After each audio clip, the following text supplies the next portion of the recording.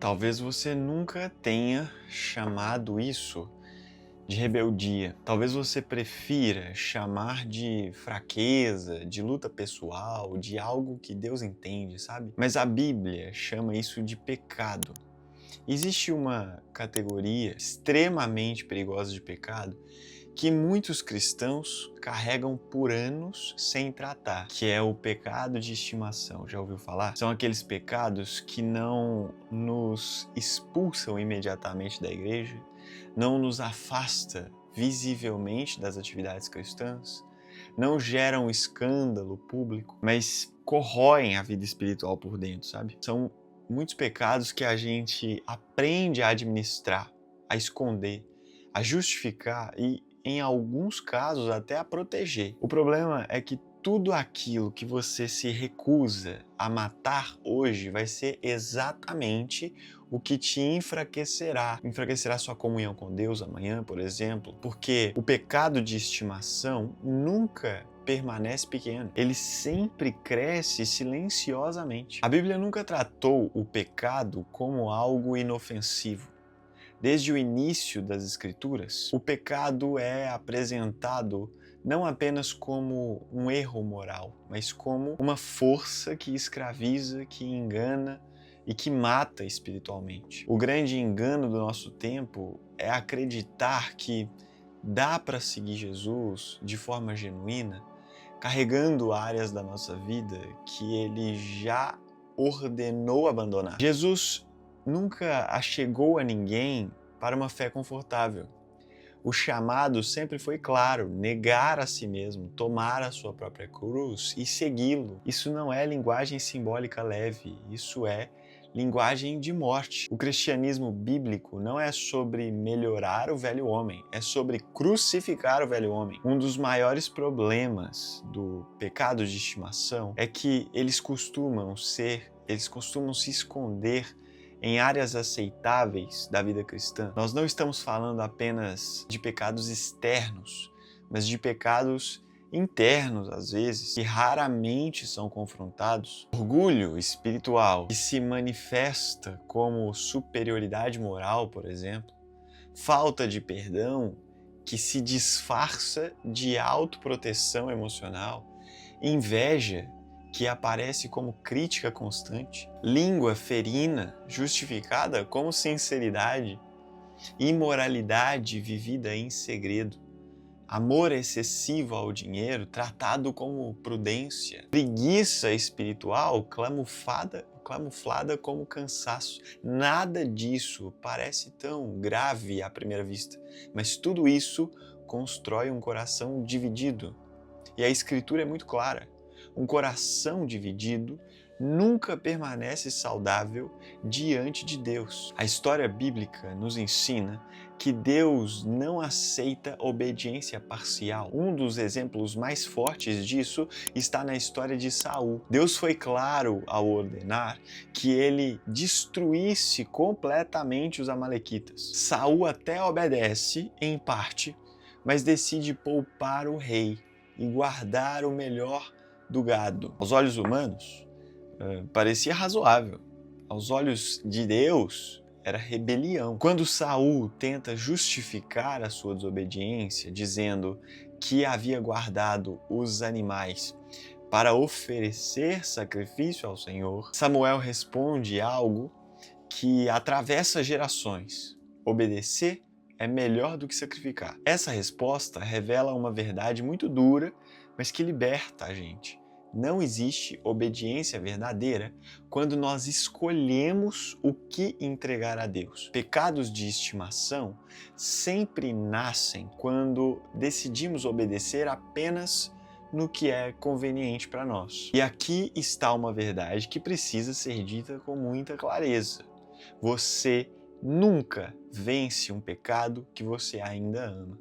Enquanto o pecado for visto como fonte de alívio emocional, prazer secreto ou uma sensação de controle, você sempre vai protegê-lo. A libertação começa quando o pecado passa a ser odiado, e não apenas evitado. Esse ódio santo não nasce da força de vontade de você mesmo, mas nasce de uma visão correta da santidade de Deus. Quanto menor Deus se torna aos nossos olhos, mais aceitável o pecado parece. Quanto maior Deus se torna, mais insuportável o pecado se torna no nosso coração. Muitos cristãos tentam vencer esses pecados de estimação com esforço próprio, esforço humano, mas sem temor, sem arrependimento profundo e sem confronto interno, verdadeiro. E por isso vivem presos em ciclos de queda, de culpa e de promessas vazias. O primeiro passo bíblico para se livrar desses pecados de estimação é parar de justificá-los. Enquanto você continuar chamando o pecado de jeito de ser, de trauma, de fraqueza ou de necessidade emocional, não vai ter arrependimento genuíno. Arrependimento começa quando você concorda com Deus. Davi só começa a experimentar uma restauração verdadeira quando diz claramente: pequei contra o Senhor. Ele não transfere a culpa, ele não cria explicações psicológicas, ele não se esconde atrás de alguma circunstância. Ele assume. Deus não exige perfeição, mas ele exige verdade. Onde há justificativa constante, não há transformação real. O segundo passo para se livrar disso é trazer o pecado para a luz. A Bíblia ensina que tudo o que permanece oculto ganha força, mas tudo o que é exposto começa a perder o poder. Isso começa na presença de Deus, em oração sincera, sem teatro espiritual, sem frases bonitas, sem autopiedade. Mas muitas vezes isso também envolve caminhar com irmãos mais maduros na fé. Porque Deus nunca nos chamou para uma vida cristã solitária, sabe?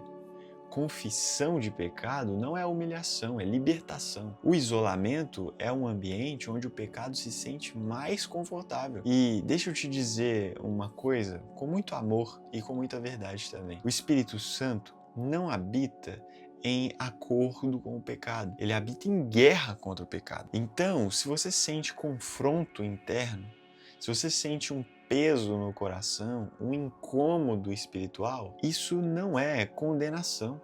Isso é misericórdia. Isso é Deus não desistindo de você. Isso é forte, né? Então, se você está entendendo essa mensagem, já deixa o like nesse vídeo, porque isso pode mudar a sua vida espiritual, mudar a vida de muita gente. O terceiro passo para se livrar disso é substituir. A Bíblia nunca ensina apenas a abandonar o pecado. Ela ensina também a se revestir de um novo homem. Pecados de estimação não sobrevivem onde há vida espiritual saudável. Quando você apenas tenta parar algo sem preencher o coração com Deus, o vazio se torna convite para a queda. Por isso que disciplinas espirituais não são legalismos, mas são instrumentos de sobrevivência espiritual do cristão. Palavra, oração, jejum, comunhão, serviço, não como moeda de troca com Deus, mas como um ambiente onde o Espírito Santo vai governar. Quanto mais espaço Deus ocupa, menos espaço sobra para a carne dominar. Existe ainda um ponto fundamental que muitos evitam. Não existe libertação verdadeira sem temor de Deus. Não estou falando de um medo servil, mas de uma consciência profunda de quem Deus é. Quem teme a Deus não brinca com o pecado, não negocia com exceções, não testa os limites. O temor do Senhor nos ensina a fugir, não a administrar o pecado. Pecados de estimação sobrevivem onde Deus é visto como alguém compreensivo demais para confrontar e pequeno demais para exigir obediência total. Talvez, enquanto você está vendo esse vídeo aqui, o Espírito Santo esteja apontando alguma coisa específica no seu coração, algo que você já sabe, algo que você vem adiando demais. Se isso está acontecendo, não endureça o seu coração. Deus confronta quem Ele ama. Ele não está te chamando para uma vida mais pesada, mas Deus está te chamando para uma vida mais livre. Amém? O pecado promete prazeres momentâneos, mas te entrega para a escravidão. Cristo te chama para a morte, mas te entrega a vida. A pergunta não é se você tem ou se você já teve um pecado de estimação. A pergunta, na verdade, é se você vai continuar alimentando aquilo que Cristo Jesus já ordenou que você crucifique. Se você chegou até aqui, é porque de alguma forma Deus falou com você. Então, se inscreve aqui no canal para você não caminhar sozinho. Vamos andar juntos crescendo na palavra de Deus. Deixa o like nesse vídeo também e comenta se você já lutou contra algum pecado ou se você tem lutado contra algum pecado espiritual. Se você puder também, compartilhe esse vídeo com alguém, porque com certeza alguém precisa ouvir essas palavras hoje. Que Deus abençoe sua vida e até o próximo vídeo.